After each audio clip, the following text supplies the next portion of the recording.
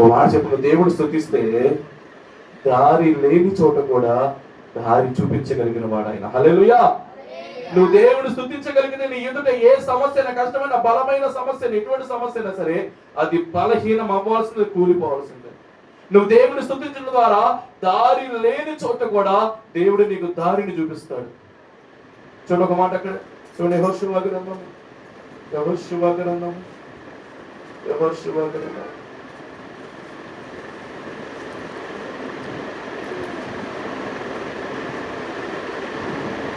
యెహోషువ గ్రంథము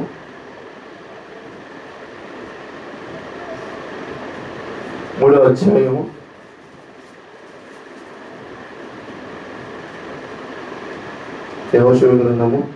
3వ అధ్యాయము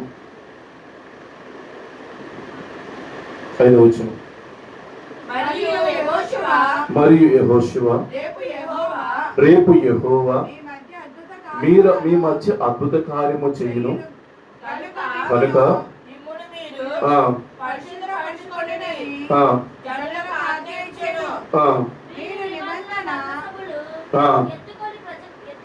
ఎత్తుకొని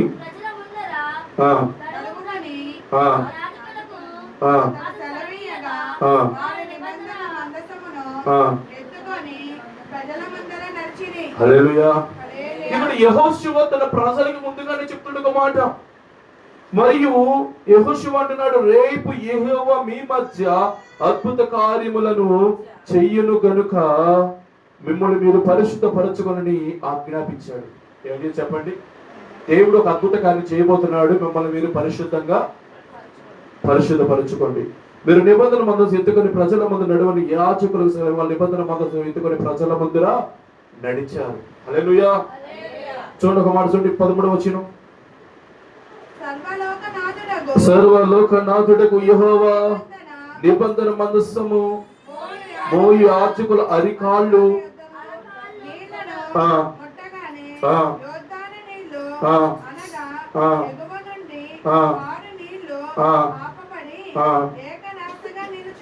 హల్లెలూయా, హల్లెలూయా. అది కింద చదవండి. కోతకాలం అంతయు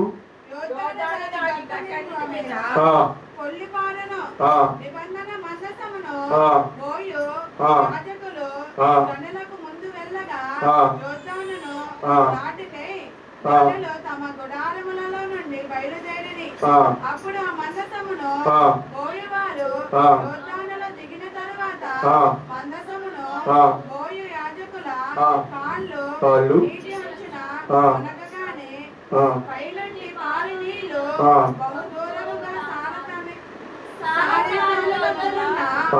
ఆరామును పొలమునకు దగ్గర ఏకరాశిగా నిలిచెను. లావా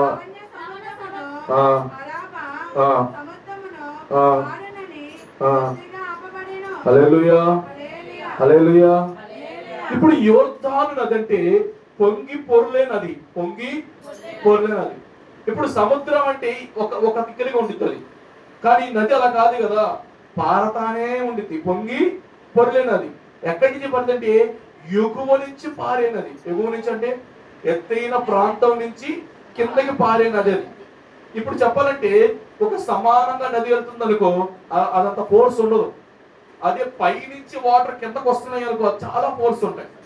ఇప్పుడు చెప్పాలంటే ఎగువ నుంచి వచ్చే నీళ్ళు అయ్యింది, ఎగువ నుంచి ఆ నీళ్లు వస్తూ ఉంటే ఆ నీటిలో పాదములు పెట్టినా కాళ్ళు పెట్టినా మనుషులు కూర్చొని కొట్టుకెళ్ళిపోతారు.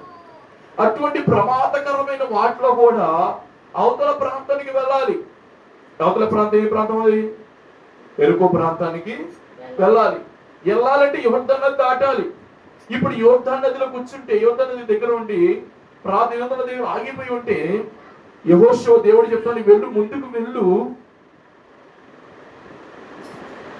చూడు 3వ వచనంలో, 3వ అధ్యాయం 1వ వచనం. యెహోషువ వేకులు లేచినప్పుడు అతని ఇశ్రాయేలీయులందరూ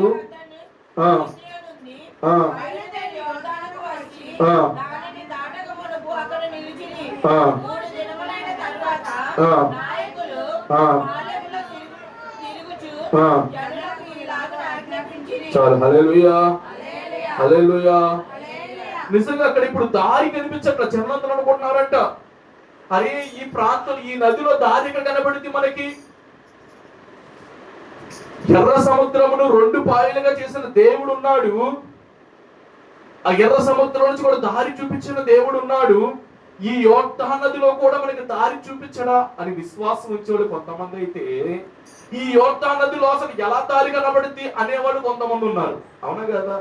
దేవుడు కార్యం జరిగిందని కొంతమంది, ఎలా జరిగిందని కొంతమంది. కానీ జాగ్రత్తగా వినండి, వీళ్ళు ఎప్పుడు దేవుని స్తుతించారో, దేవుడిని మహిమపరిచారో, దేవుని ఘనపరిచారో, ఆ అరికాలంట కట్టె అక్కడ మొలపగానే ఎగువ నుంచి వచ్చే నీటి మొత్తము ఒక రాశిలాగా ఏకరాశిగా నిలబడిపోయింది. ఏకరాశి అంటే దాని అర్థం చెప్పండి. ఒక పదార్థంగా నిలిచిపోయింది. ఒక పదార్థంగా, ఒక గట్టులా నిలిచిపోయింది. చెప్పాలంటే మీకు ఒక గట్టులాగా నిలిచిపోయింది. దారి చూపించడం కాదు, గట్టు అయిపోయింది. అక్కడ గట్టు అయిపోయింది. చెప్పాలంటే నువ్వు నడుస్తున్నావు, అక్కడ ఏమో ఎక్కడ నడిచాడంట, ఇప్పుడు ఎర్ర సముద్రంలో ఆరిన నేల మీద నడిచారు. ఇక్కడ ఏకరాశిగా నీళ్లు ఆగిపడి చెప్పాలంటే ఒక ఐసు గడ్డలాగా మొత్తం అయిపోతే దాహం నడవడం మొదలు పెట్టారు వీళ్ళందరూ. ఎప్పుడైతే ఇలా నడుచుకుంటూ వెళ్ళారో గమ్యానికి చేరగలిగారు. ఎప్పుడైతే మీరు జాగ్రత్తగానండి, యోర్దాను నదిని, మరి ఇక్కడ యోర్దాను నదిలో దారి చూపించిన దేవుడు ఆయన. ఇదే దారి ఎవరు చూపించారు తెలుసా మీకు? ఇదే దారి ఎవరు చూపించాడు? ఇంకో వ్యక్తిని చూపించాడు దేవుడు దారి. ఎవరు చూపించాడు? ఎలీషా గారి. ఏలియా అంటాడు, నేను యోర్దాను నదిలో దేవుడు నన్ను రమ్మంటాడంటే, యోర్దాను ఎప్పుడు తన దుప్పటి కొట్టాడు, యోర్దాను 2 పాయలని రాస్తుంది.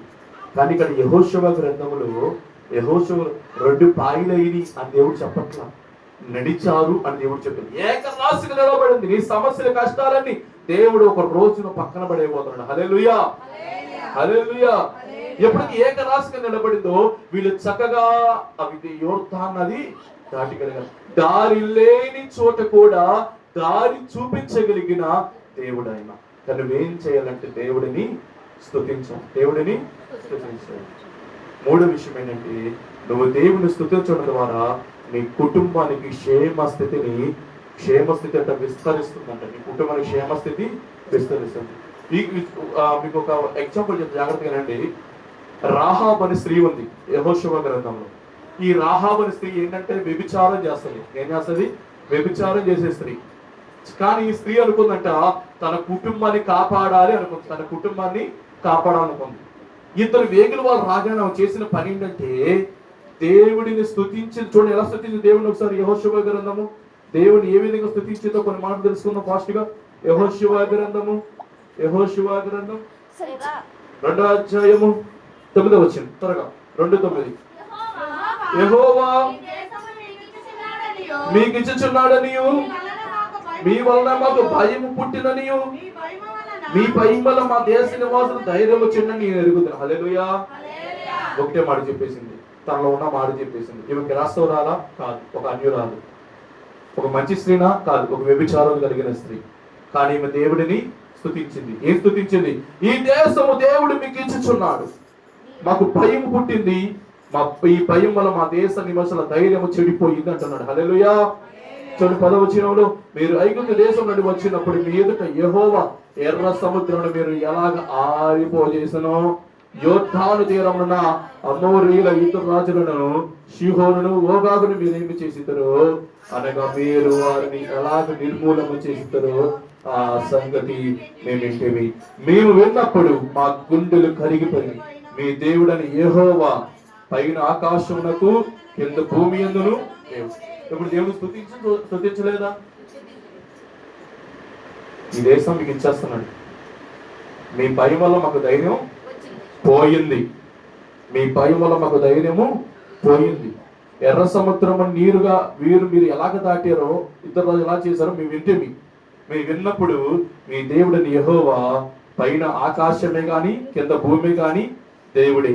మీ ఎదుట ఎట్టి మనసుకు ధైర్యమే మాత్రము ఉండదు. అని ఆకాశానికి దేవుడు, భూమికి దేవుడు. హల్లెలూయా. దేవుడిని స్తుతించింది మీరు నమ్మరు. తన కుటుంబంలో ఉన్న తన అన్నని, తమ్ముడిని, అక్కని, చెల్లిని, వాళ్ళ అమ్మని, వాళ్ళ నాన్నని, తన కుటుంబంలోకి వచ్చిన వారందరినీ కాపాడుకోగలిగింది. హల్లెలూయా. ఇంకో మాట చెప్పనా, ఇశ్రాయేలుకి చేర్చగలిగింది. శాపం కొట్టివేయబడింది, దీవెన వచ్చేసింది. హల్లెలూయా. ఎక్కడ చేర్చబడింది? ఇది వరకు ఏంటంటే, బాబు నీ నివాసం ఎక్కడయ్యా అని అడిగామనుకో, నువ్వేం చేస్తావు? పలానా ప్రకాష్ నగర్ లో ఉంటావు, అంతేనా? అదే కాక దేవునికి ఒక సొంత ఇల్లు ఇచ్చి పలానా పైకాపురంలో నివాసించడానికి దేవుడు నువ్వేం చేస్తావు? నువ్వు ఎక్కడంటావు?